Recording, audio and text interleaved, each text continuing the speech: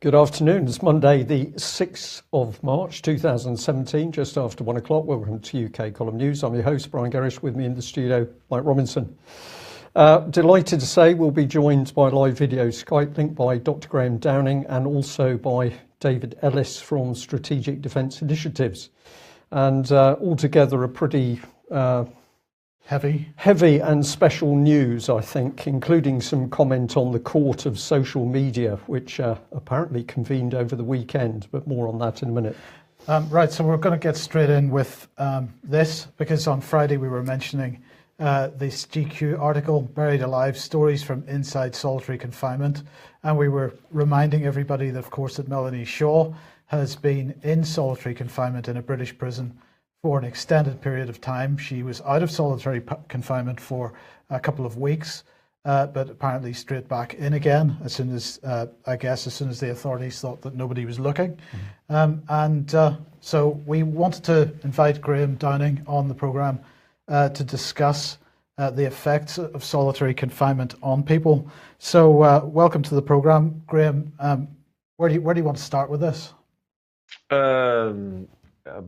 Anywhere you want to start, really. Well, the first article that, of course, also timely was from the Independent. UK prisons holding child inmates in solitary confinement against UN torture rules. We're going to discuss the effect on the brain of this, but that effect must be accentuated when you're young. Yeah, I'm not an expert on prisons. I do know a bit about the brain, thank God.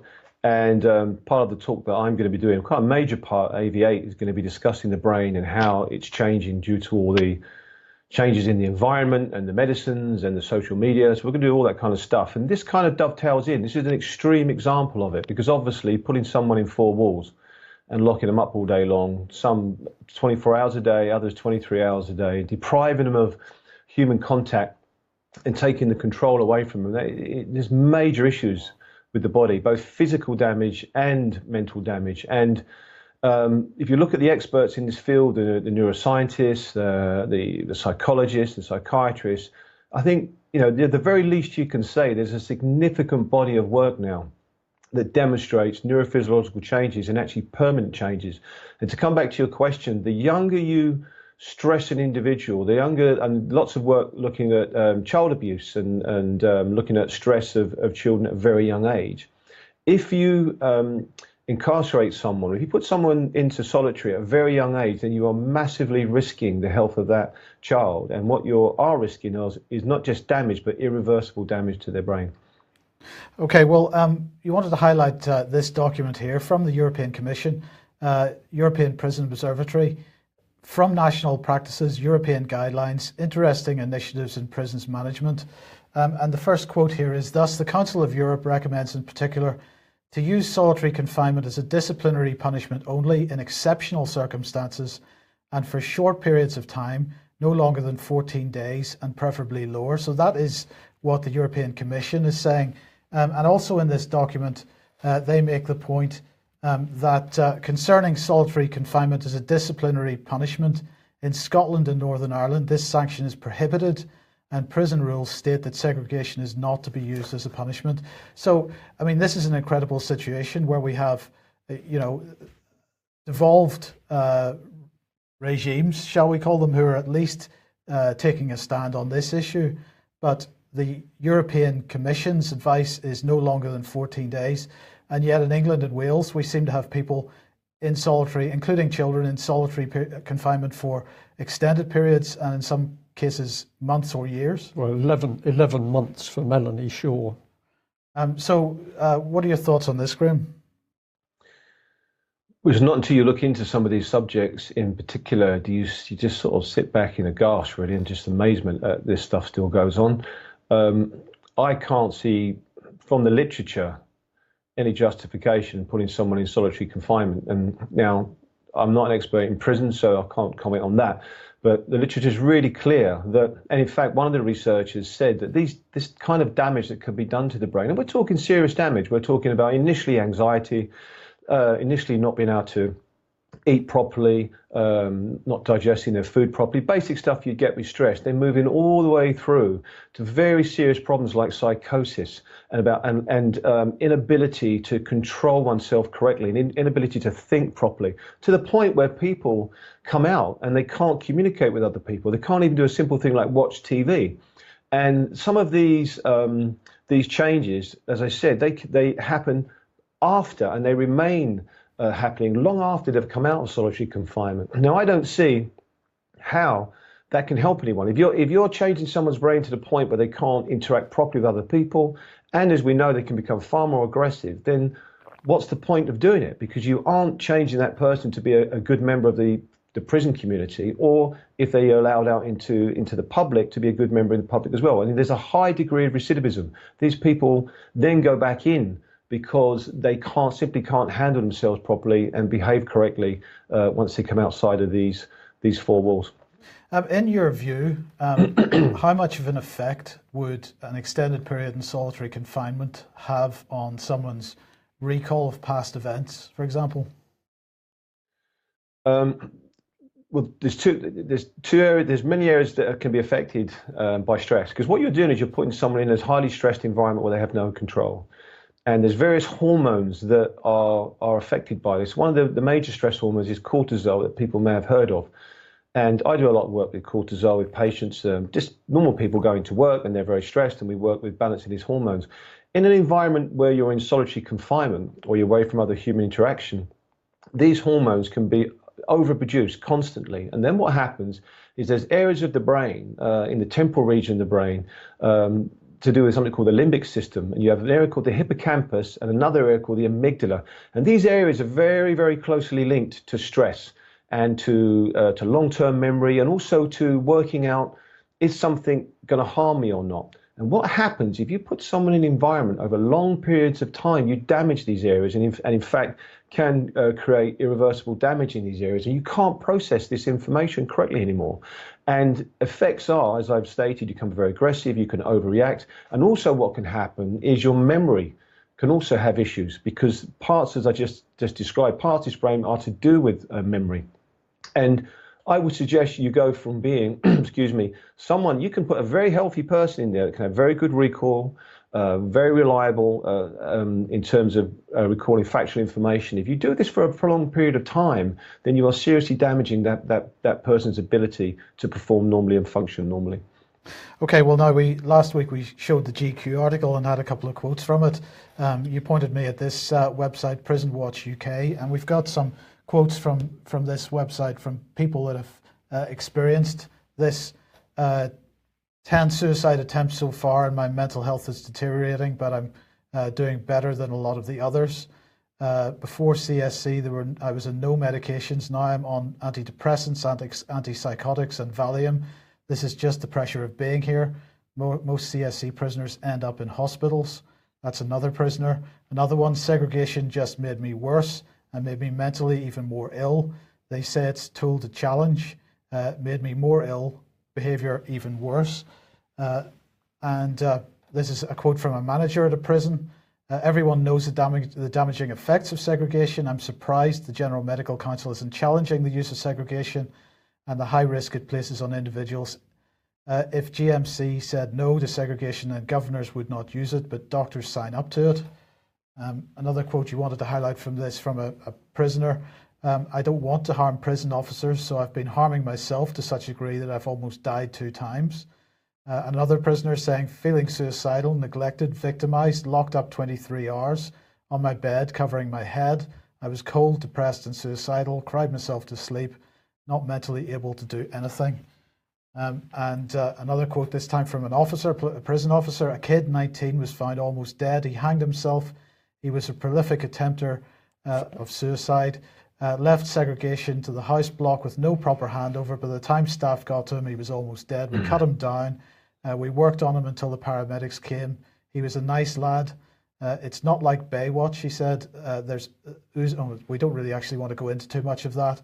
We had to tell the nurse what to do. He's done it a few times before and got close, but not that close. So, this website just has quote after quote after quote, Graham, from prisoners, from prison officers, from managers, and even one governor. And yet this seems to get so little coverage in the media about the effects of it. And really we have no idea of the scale of the number of people that are being put in solitary at the moment.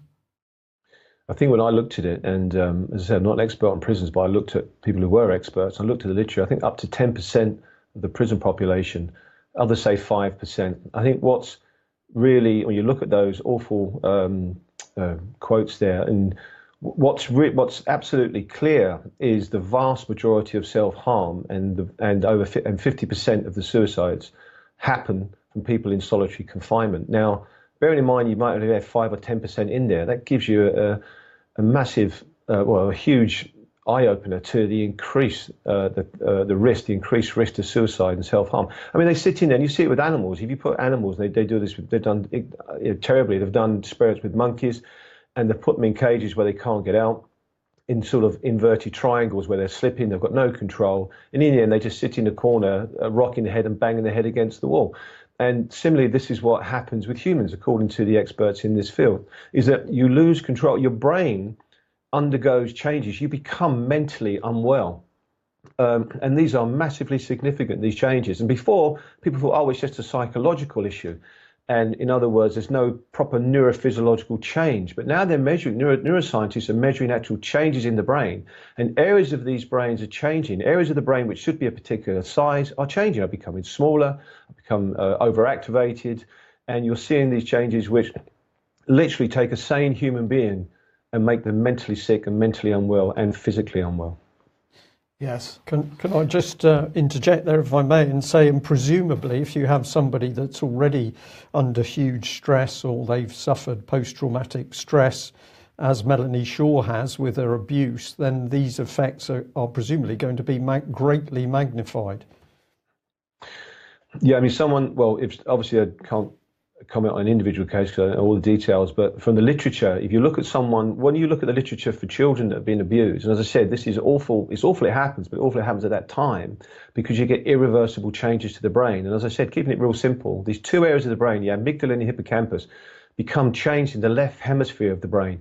And what you tend to see is things like this, the amygdala will shrink and it becomes very much overexcited. And this is the area that discerns whether something is friend or foe, whether something's going to attack you, or it's just a stick on the floor, but it looks like a snake. Now, most rational people will say, well, that's a stick.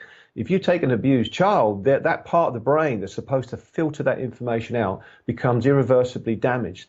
So in other words, they're in a heightened state where they can be made to be fearful and they can be made to have anxiety and all sorts of horrible things and psychosis and hallucinations. If you then put them into a further stressful example, then that is absolutely, I mean, it's just beyond comprehension that you would ever do that to a human being. Right, Graham, you also highlighted this website, Solitary Watch. Now, unfortunately, I can't remember the name of the doctor that gave this quote. The physical lack of activity, the lack of interaction with the natural world, the lack of interaction with other human beings, the lack of visual stimulation, the lack of touch. Each one of these has been studied not only in humans, but in animal models, and each one is by itself sufficient to change the brain and change it dramatically, depending on whether it lasts briefly or extended. And by extended, I mean days, not decades. So that scientist, that doctor, not even talking weeks or months, but days. And also on the Solitary Watch website, we've got more quotes. Solitary confinement units are virtual incubators of psychosis, seeding illness. Just quotes after quote. Nobody can deny the effects of this. So it is absolutely incredible that we continue to support it. And you sent me that image from the Solitary Watch website from somebody who spent 9 years in solitary confinement, and that pretty much sums it up, I think. Oh, it's just awful. And you know, I think that might have been Alec who did that scientist or who did that work. They all appear to agree with each other, and you know there doesn't seem to be much doubt on this. And this is why I find it incredulous that we still have this practice. And hats off to Scotland and Northern Ireland, or Ireland if they're not putting people in solitary confinement. But what's changed now is it's not just it's someone's word. Well, I don't feel well, and there's a behavioural issue. What's changed now is there's hardcore science that has looked at the brain, and the brain is actually changing, and the areas of the brain are changing, are the areas where we're most human, the areas where we can interact with other people and we have a sense of self. Because what one of the scientists quoted there said, people lose their sense of self. So in other words, you just literally lose your mind. You don't know who you are. You lack cognition. You lack the ability to have good free thought processes. And then what happens if that's done for a prolonged period of time, you start to then go into psychosis, you hallucinate, and you have illusions. And that can't be good for anyone, regardless if they've committed a crime or not. That is just horrendous behaviour. Well, indeed. And somebody in the chat box asking, is Melanie being given any stimulating material? And of course, for a lot of the time she wasn't, Mike. She was not being given reading material. So we know that she's been sort of hammered by both the solitary confinement and not actually having anything to stimulate her at all. And of course, we don't actually know what the situation is today. No, we don't. But it was clearly pretty brutal before, because she was talking about 23 and a half hours locked up, occasionally given the opportunity to shower, but no interaction at all during the day with other prisoners. And this is a woman who, of course, has suffered years of abuse and other mental torture as a result of the child abuse that she suffered. So I've got to put in here, because we need to mention it, this is the state not of some so-called third world country. This is Britain today under Theresa May, Prime Minister, Amber Rudd, Home Secretary. So the sheer hypocrisy when we see British politicians on the world stage pointing a finger at Africa or perhaps Eastern Europe, we've got the very same torture going on in this country. Yes, Graham, we'll leave it at that point, but thank you very much for that. You got any final comments? I think it's just, I think there's little doubt now that it's inhumane to do this. And even in some, and then I saw a quote from the teenage prisoners. They were lucky. Some of them, they had a shower 3 times a week. It's just disgraceful. And I think in England, as you said, we deserve better, and I think prisoners deserve better as well. Okay, thank you very much, Graham. Brian. Right, well, we've started off the news with a pretty dark subject. This is not theory, this is the reality of the sorts of things that are going on in UK. And of course, the other immense cover-up we've got is of child abuse itself. So we know this is going on at scale in UK. We know that the British government is involved. We know that our Prime Minister, Theresa May, is helping to protect abusers by, for example, keeping whistleblowers such as Melanie Shaw in prison. And this is a subject which takes a huge effort by all of us to get the material out in front of the public, and of course to encourage other child abuse victims and survivors to come forward with their tale. So this is quite a tough job. And over the weekend, the Court of Social Media was convened, and I was starring apparently in that court. So let's have a look at what was going on. We just remind our audience that Friday we followed the lead of mainstream media by reporting on this gentleman, former commander in the Royal Navy called Charles Howson, who was charged and is due to appear in court on the 13th of April. So remember that a court case is in progress. That's a pretty significant thing to say. But we did give a little bit more information by pointing out that it was somewhat ironic that Devon and Cornwall Police had set up an important investigation panel where they were going to use upstanding members of the community to work alongside the police as they investigated crime. Perhaps that crime could be child abuse, for example. And top of the list, we see on this document from Devon and Cornwall Police website, Mr. Howson was listed as top of the people the police would choose to assist them.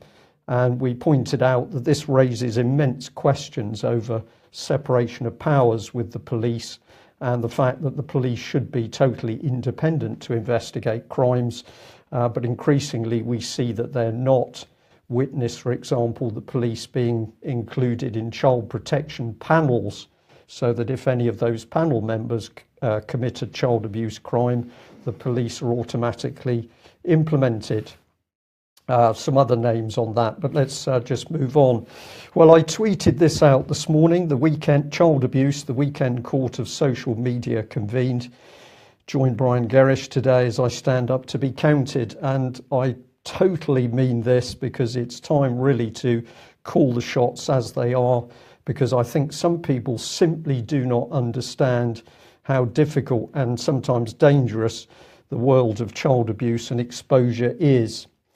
Well, this was one little tweet or post that we picked up over the weekend. It's from Talk Girl 8, and it said, Brian also forgot to mention that he and Charles Howson were co-directors of Bailey Energy Management Limited. And I will answer to that I don't think I forgot, but timing is everything. However, everything has now changed because somebody has decided to go public, so it's only appropriate that I should comment. So let's follow it through. Well, here we are, a nice sounding website, Goodness and Harmony, wordpress.com. And over the weekend, they started to post a great deal of information about former Commander Charles Howson and all of his connections. And I will point out that this is a website that overwhelmingly the research is dedicated to exposing child abuse and abusers. And most of the research would appear to be good quality, but there is a vast amount of it. And it was very interesting to see what was actually appearing on that. The first point I'm going to make, though, is that the website is anonymous. I sit in front of a camera with Mike Robinson. We say what we have to say. We're open. We can be seen. We put our heads above the parapet. And I am becoming increasingly irritated by people who post but want to remain anonymous. I think if you have something to say, you should stand up to be counted. So we don't know who the person is that runs the website, but they know who I am. They can simply pick up the phone or email me, and I'm very happy to answer any questions. Now, this person has also clearly never watched any of my talks about common purpose, because in that I specifically mentioned that Plymouth Chamber of Commerce was one of the first organisations to try and silence me when I began to report fraud and corruption in Plymouth. And I add here that at the time I was giving those talks, there was no reason for me to talk about the Bailey companies because they were not significant, and indeed they're still not. So what can we find out about the anonymous website? Well, absolutely nothing. There is no contact details, there's no person, there's no means of speaking to anybody easily. And maybe the intent behind this website is good, but I find people that are doing this sort of work, I find it's cowardly if they do not want to stand up and be counted. So what did they have to say about me? Well, they flagged up that I was involved with the Plymouth Chamber of Commerce and Industry. That's an open secret. They also talked about companies I'd been involved with some years ago, which included Charles Howson, which indeed they did. So let's have a look at this here. This is a list of members, some of the members of Plymouth Chamber of Commerce at the time that Charles Howson was chairman. I am listed top, but many other names are simply omitted. So I'm going to say that I was clearly made top of this list to emphasise me. And then when we come down here where we're looking at the companies, I believe that this is a deliberate attempt to smear me and indeed the others, because there's only partial research on these companies and how they really operated. So the claim the website's making is effectively that I was sitting next to Mr. Howson during my daily work, when that was not how these companies operated. We'll bring this in. Amongst the really detailed research on the Goodness and Harmony website, it seems to miss a key fact that I served on board a warship, HMS Cleopatra, with Mr. Howson. So it goes on. We have another page here, and this is how information is linked together. So the top one is talking about Mr. Howson's connection with the UK Sea Fish Authority, and underneath it's showing me I think at the start of the period that I was captain of a fishery protection vessel, HMS Orkney. Yes, that article came out just as you were taking command, and was introducing you to, I mean, it was a Royal Naval publication, if I remember rightly. Yes. So I'll just point this bit out here. That word says link. So the inference being put forward is that almost that Charles Howson was running the fishery operation that I was taking part in, which is complete and utter nonsense. So we're now going into very sloppy research. That's a possibility. Or else this is deliberately designed to smear. And what I find unpleasant with this particular article is that since the other two gentlemen don't have their images blanked out, is the attempt to smear them as well. So if we summarise this a bit, we're going to say, first of all, we don't know who Goodness and Harmony is, but where were they when I was at work over some 20 years exposing common purpose, state fraud, corruption and child abuse? So these are some of the points. I exposed massive fraud and corruption in Plymouth connected to regeneration, public and EU funding. Sorry, that should be funding. I exposed common purpose, firstly in Plymouth, but that then later spread to across UK. And together with others, I received threats. I personally received death threats. My family were threatened and intimidated. I had used hypodermic needles put in my hanging flower baskets. I had late night phone calls and knocks on my door. There was an arson attempt on a colleague, but in fact they got the wrong house. My children were tracked. Rumours were spread that I was mentally ill. I was warned to back off my research or my company would lose contracts. And specifically, I was told to resign from the Chamber of Commerce or be sacked in disgrace. The inference was that there would be a significant slur on my character. I don't know where Goodness and Harmony was at that time. We've then worked with the UK column for years to help expose CP fraud, child abuse and the plight of others persecuted by the British state. We've published reports of the Howson case. And where are we now? Well, there is a court case in progress, and I will say I had a decision to make, and I made a particular decision. There is a court case in progress. So I'm visible. I have a telephone number and an email address, and I would like to say to Goodness and Harmony, please put your cards on the table and call me. There's my mobile number, or you can email me. And let's see what you've really got. Either put up factual evidence which is appearing to implicate me, that will be very interesting, or perhaps you've jumped to some conclusions, but make yourself visible.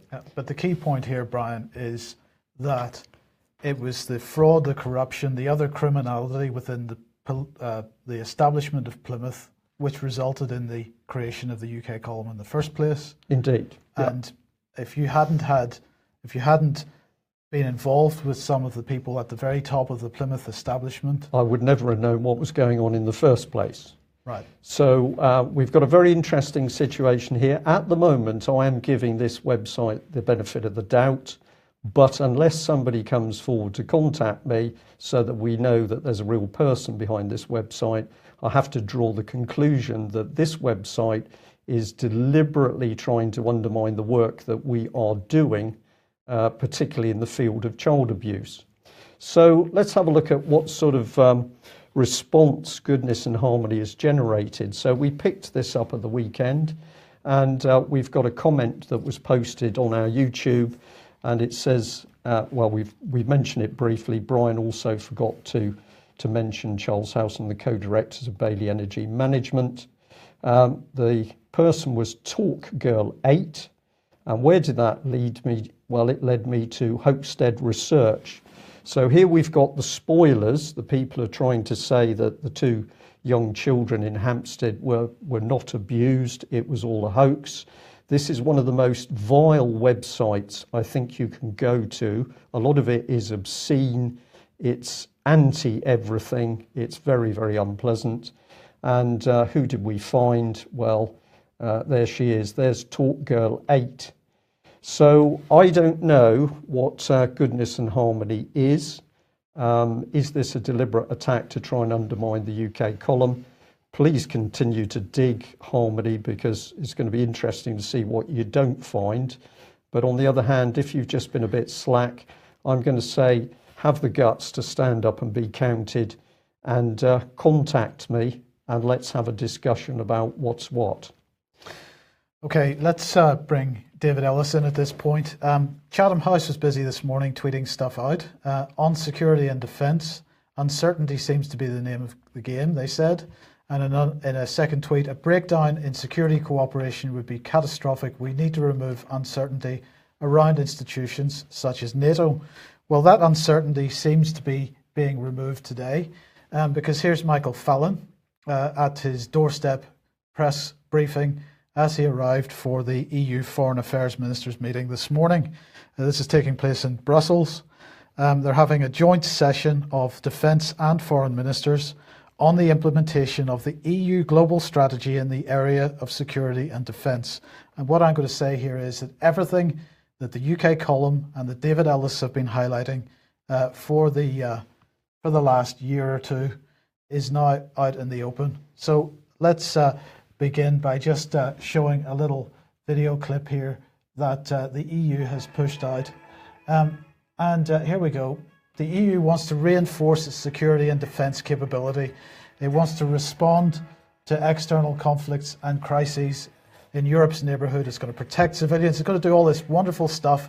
But at the heart of it is EU defence integration, military integration. And so this little promotional video was released to go with this meeting of the Foreign Affairs and Defence Ministers.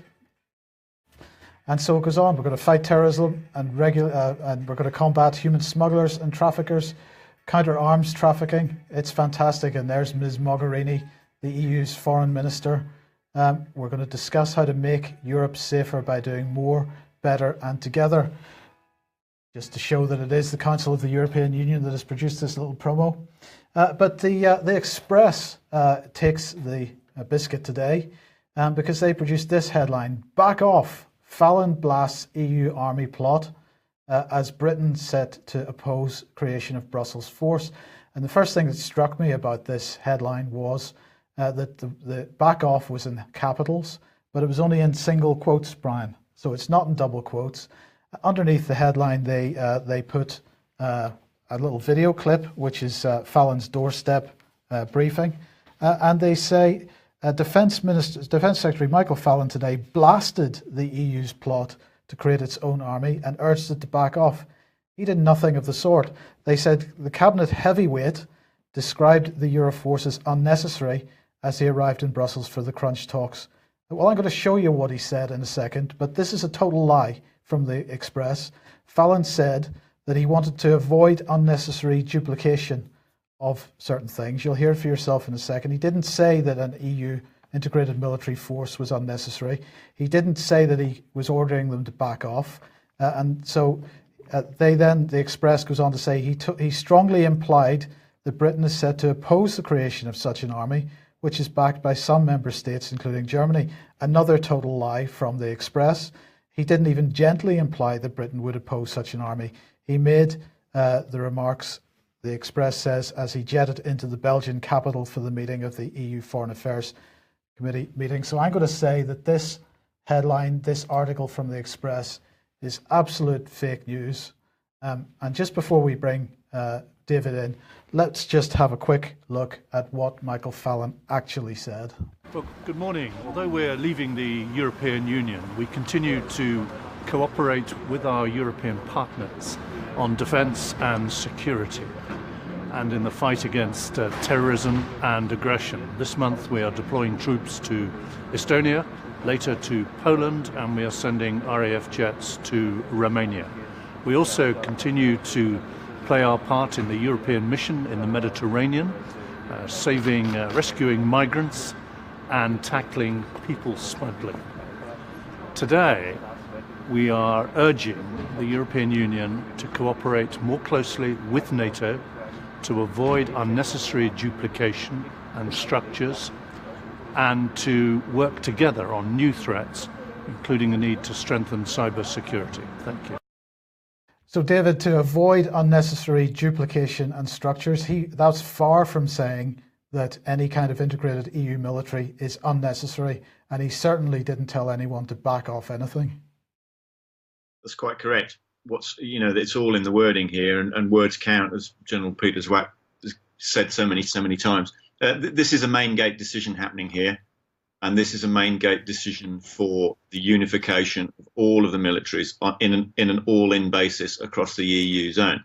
So that includes nukes, the lock, stock, and Her Majesty's barrels, everything. So for Fallon to say, when he uses the word continued cooperation with our EU partners, that means EU military unification. There you go. That's clear. He's just using very, very soft language so nobody gets spooked or alerted to it. So we've got to bear a couple of things in mind. Fallon is pro-EU, and key to the EU is achieving this objective. It's vital for them in order to continue with the currency at all. So it's more or less going to underwrite the currency and all the currency issued. So Germany requires this, and the EU requires this. It's as simple as that. And we've got, unfortunately, a bridgehead that Cameron has took us into called the Franco-British Council Lancaster House Agreement, which Brian has written so well about, and you guys there at the UKC alerting everyone sort of 5 years ago. So when he says avoid duplication, that means we're going for military unification because he wants to avoid having double or treble sort of operating systems. So that means we're going for unification because he doesn't want things overlapping. So that means less single point, which is the EU's objective. So this thing is absolutely necessary for the EU, and it isn't being blocked by our British government. The British government are supporting it via being the biggest investor in the EU Investment Bank, which feeds and funds the EU Defence Agency. So we're seeing a load of nobbling going on by Alan Duncan with letters that should be going to committees to alert to this because they're saying that it's politically important, and that's not happening. So the committees can't do their judgment. But what we've got to look at here is this process that's happening today. This is a verbal meeting. The seniors there at the EU, the officials, the unelected tyranny, are asking for agreement, political alignment. The process is owned by the EU. The process is literally asking. And if Fallon says yes, under the instruction of May and the rest of her cabinet, if she says yes in any fashion or yes to some of it or whatever, that's how it will work. That will then start the process and it will come into Parliament, and then they'll all go, what on earth's this? Because none of them have had their radar up. None of them are looking at it. You know, for 2 or 3 years now, we've been sort of challenging this, and it's literally been unbearable in some cases because they've refused to accept that this is happening, because they want to run military from Brussels, and the effect obviously means that we will lose Her Majesty's Armed Services. There'll be no Royal Navy, there'll be no Royal Air Force, no Royal Marines. It will be EU. There'll be an EU army as a result. There won't be a British army. It'll be part of it. So whether we have to literally say no. Why is Fallon there? Okay, if we're leaving, why is he there at all? Because John Redwood has said we should leave the EU to get on with this if they wish it. We shouldn't interfere. We are leaving. They'll agree with that. So why is he there? Well, because, David, they've told us many, many times that while we're members, we have to be fully engaged. Oh, yeah, fully engaged. Yeah, we'll be fully engaged, all right, when they agree to military unification and the concept. You know, the concept is all in. You know, this is why there's the real serious problem here with getting any traction with this, because as soon as you say to, you know, well, where's the reports? Where's this? No, hang on a minute. It's not working like that. The EU are not doing it like that. They're going to ask. It's a verbal process. You know, Jacques Delors, we know from Lord Teviot, asked Maggie for it in 1984. It was asked Maggie for it, and she said no. So this is the process. So this is the main gate decision today that's happening here, and the very fact that Fallon's there at all is speaking volumes, and I strongly suspect that there will be some severe dealing done there today, and this is the bit where it's really, really worrying, because the rest of the MPs just don't seem to have accepted that this is going on. Just how vitally important it is for everything in this country. All of the driving mechanisms for engineering and manufacturing and innovation hinge of our defence industry, which has been strangled to death under this policy since World War II. You know, we've cut. We've gone into pan-European manufacture from the 57 Sandies paper, and we are where we are now under the current leadership. You know, so we've got to kind of be to say that this was a kind of nuclear alert wouldn't be an understatement, because the concept is all in.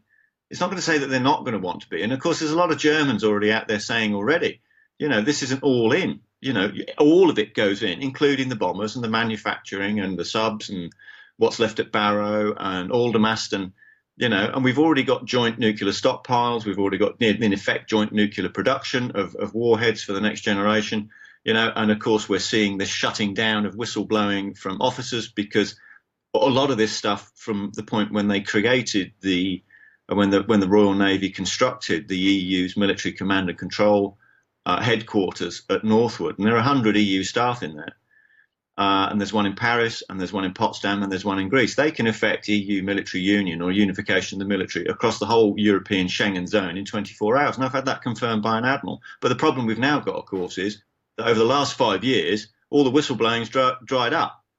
You know?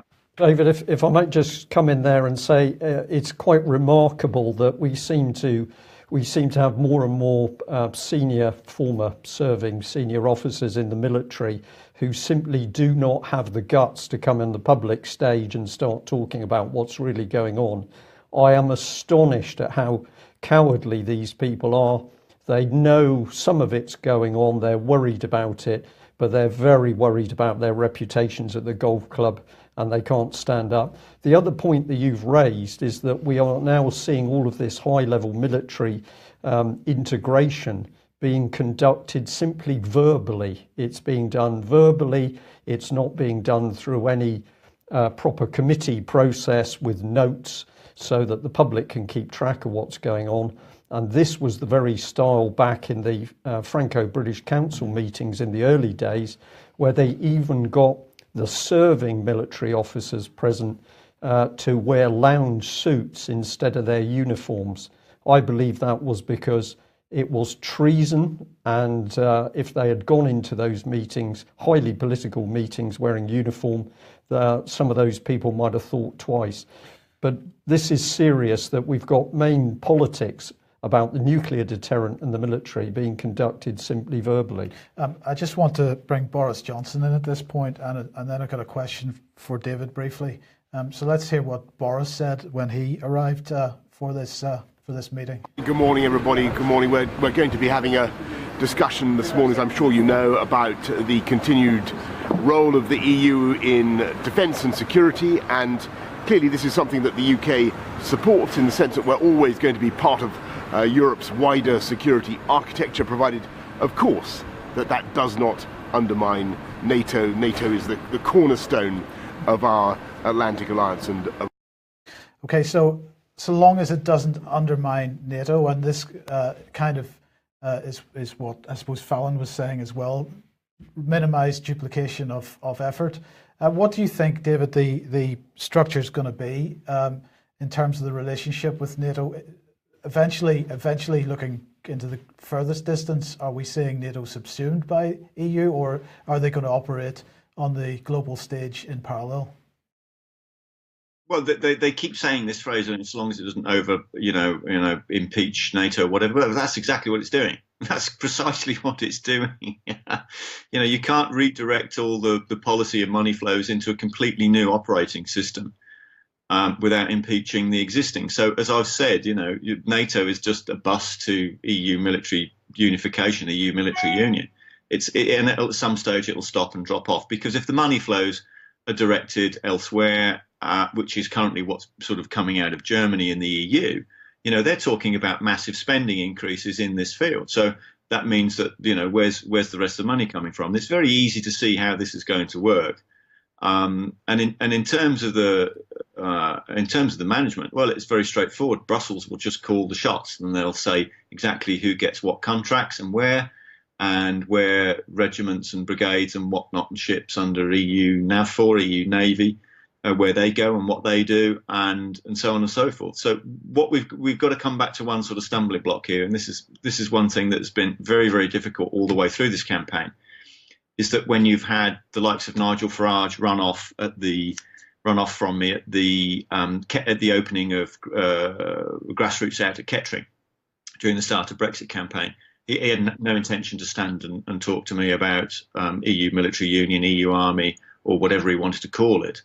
There was no engagement. His communications manager refused to then take meetings. So did the other communication managers at Vote Leave. This is what we've had all along, because the management of this will be through EU, and this nonsense where all our politicians are saying, "Oh, we've got to hang on to NATO." Well, hang on a minute. The security of this nation rests upon the people and the assets that we have in our armed services at the point at which we engage in anything. So whether that be under NATO or whatever, that responsibility rests with them, and whatever our capability is at the time in terms of our manufacturing in this country to sustain any kind of battle. So this is a nonsense to say that we can absolve, oh, well, it's all right, NATO will do it, or whatever, because this whole thing rests upon those people, and we've cut them to smithereens, and we've demoralized them. The chaos isn't accidental. The chaos is deliberate. So, this language that Fallon and Boris is using there, just take it, turn it upside down, and it then makes perfect sense. Yeah, indeed. Well, let's see, because we mentioned Chatham House at the beginning of this section.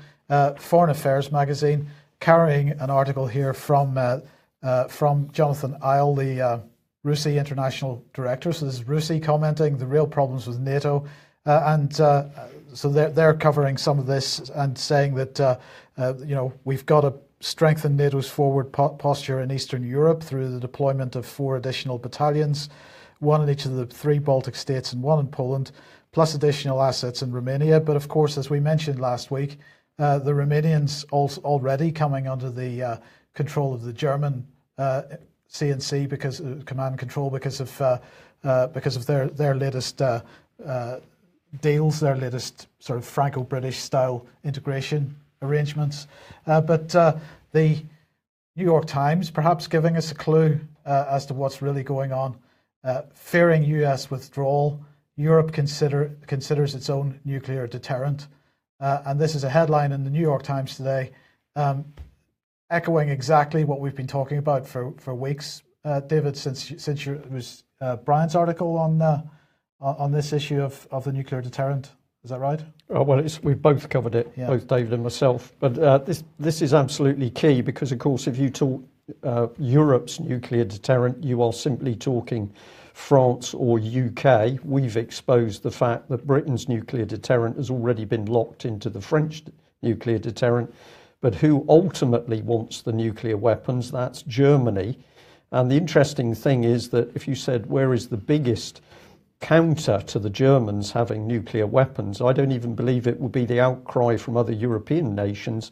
I think it would be from within Germany, because the German public have said repeatedly they do not want nuclear weapons.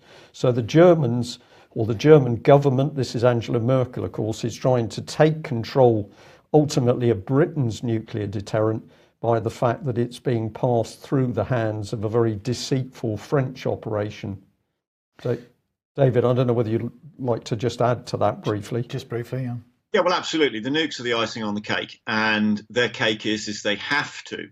There's no uncertainty with any of this. Everybody's got to stop that. There's no uncertainty. The concept is very, very, very, very specific. And under the quote from Avril Harriman, the whole concept was about having currency unification, military unification, so military union. That would then trigger a treasury, and that would then trigger full political union as a tyranny. It's unelected. So we're going to militarize a tyranny. Now, I can only think of the last times that we've had this model in Europe, and that was under the Romans, where there was a tyrannical, unelected arrangement where they had a joint treasury, and that was under Mark Antony and Augustus, post Julius Caesar. So I'm going to quote Cicero here, because this is the key. This is the key to all of this, is the euro itself. is that Cicero said that the sinews of war were infinite money. And that is exactly what we have under the ECB. And that's it, full stop. So we're now at, quite a crisis juncture in Europe with this, because we're going to militarize a tyranny with this. And if anybody doesn't realize just how important that is, if you think it was bad under World War I and World War II, what we're going to have under this operating system. David, thank you very much for that summing up. I know that's made an impression on a few people in the chat box, and I hope that message gets through to a much wider public. Let's end on this note. I put some words in front of Fred Mogherini, as I've called her. I'm the High President of the Union for Foreign Affairs and Security Policy, Vice President of the Commission of the EU, an EU which has never produced any audited and signed accounts, but which is to spend another 2 billion euros of our money on security to protect their corruption. You could not make this up. I put that image out with a tweet. It seems to be going extremely well, but what a dangerous, dangerous organisation the EU is, and what dangerous politicians we've got. Mr. Fallon, Theresa May lying through their teeth as they lock us into the EU via military integration. We'll end there. If anybody wants to comment or contact me at all on what I've reported about the Mr. Howson saga, please do. But remember, there is a court case in progress, and of course we mustn't interfere with that. Thanks for joining us today. We'll be back same time tomorrow. Bye-bye.